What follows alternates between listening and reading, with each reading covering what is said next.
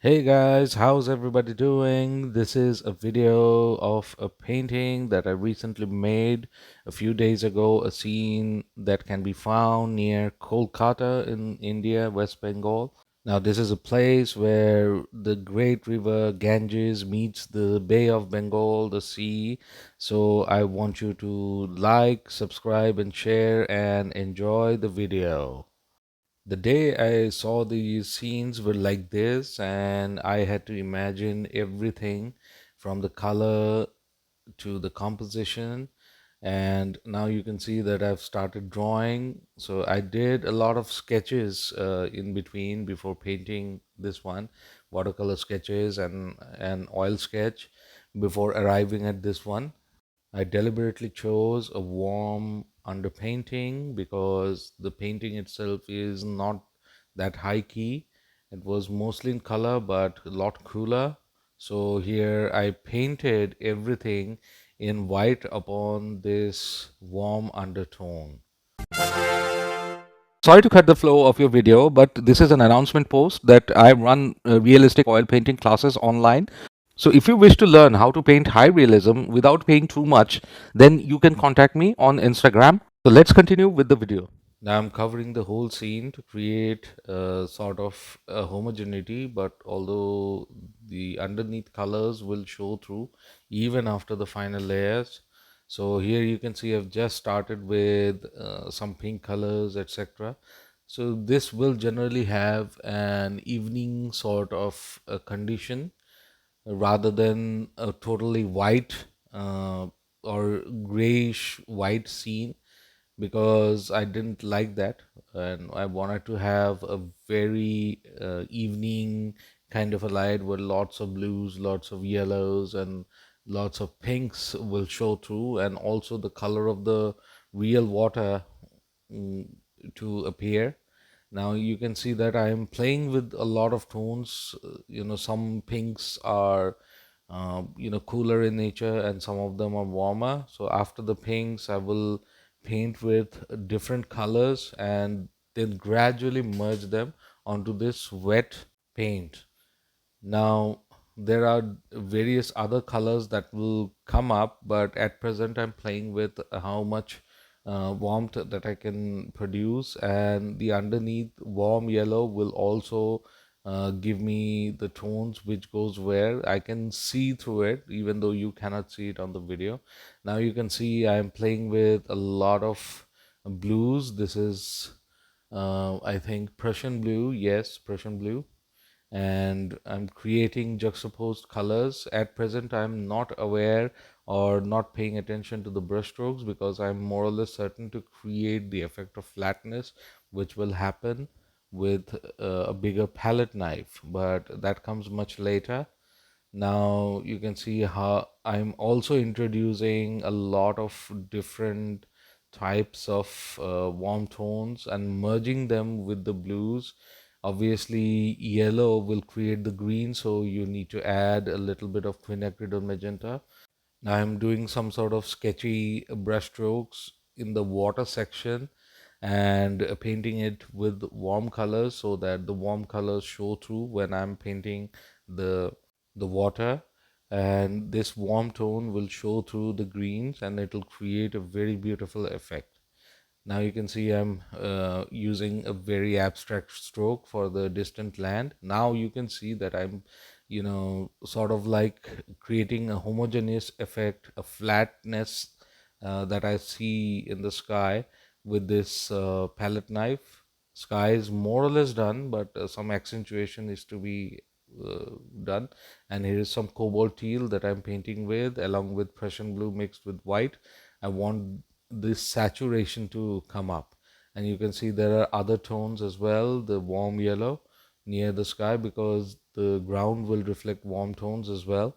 Now you can see that I'm creating more shimmering effect, which happens due to this level of humidity where the seas and the rivers are merging. And you can see that we have some sort of a color. Now we are introducing a little bit more, but more or less this is what it is. It's looks slightly muted, but Eventually, when you see the final painting, you see how colorful this is. This is even brighter than the sketches that I painted, but now you can see that a lot of, you know, brush marks hiding is going on to create this effect. Now some amount of warmth again.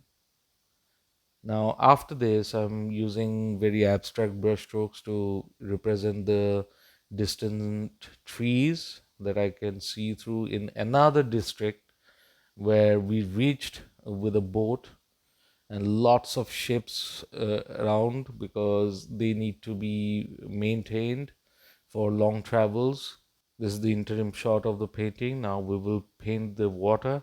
Now you can see that I'm painting a lot of thick color but very scrubbily on top of this warm ground, and a lot of Prussian blue, lot of cobalt teal have been used, and I'm creating sort of like a saturated color, but on top of this there will be this dull greenish color. This is just the prep work for the colors that are yet to be put. Now you can see that I'm covering the whole ground but also leaving some underneath colors. And here I have started painting the top colors, and I have covered the horizon with cobalt turquoise as well as some amount of blue. Now I'm indicating, and now you can see that I've covered the sea with dull green color, and this is the color of Ganges, which is getting merged into the Bay of Bengal, as I've mentioned.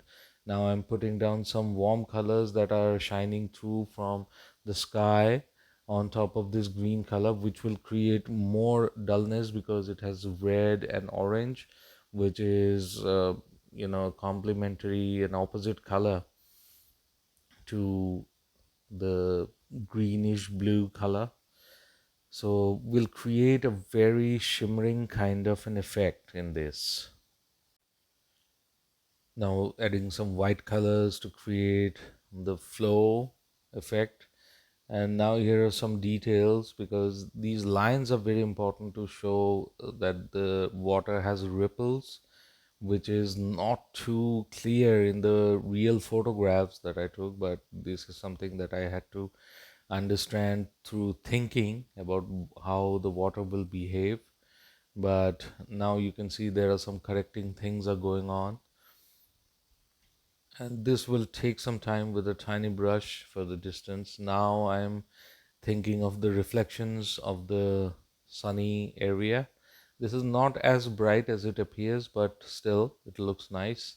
Now you can see that the ridge has some reflection, and I painted that, and gradually I'll paint with cobalt teal to continue with it till the end. Lots of violets, lots of yellows, lots of sea greens, sky blues. So various colors have been used in this painting, which is very synonymous to 18th century marine paintings that we can see in the museums, sort of like similar, but this is a modern landscape. Now you can see I'm painting the ground in a very unique way. I'm painting with a fan brush, and but using the edges of it and creating the effects. Now you can see that I'm creating some vertical effects. Now this is a factory that was present in that particular district, so I'm putting that chimney and now putting down some reflections, etc. I don't want it to be very overwhelming because the water has ripples, but it wasn't like the sea waves, to be quite honest. It is still a very much shallow water. Now here are some shadow parts that create this distinction between water and the land, and correcting some of the shapes.